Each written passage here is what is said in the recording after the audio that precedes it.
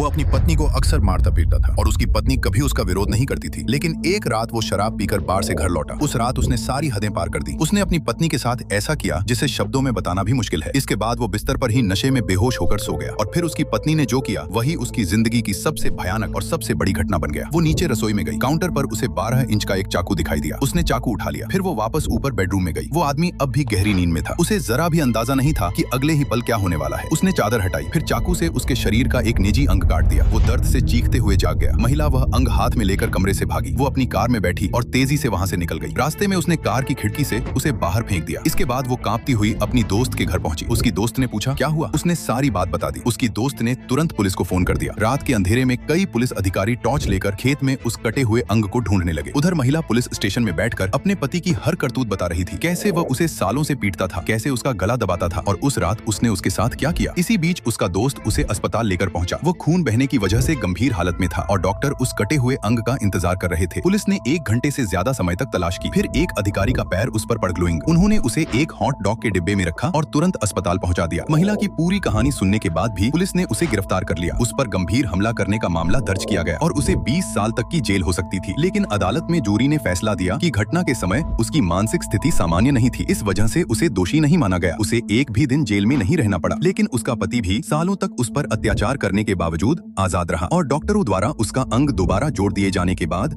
वह एक चर्चित शख्स बन गया।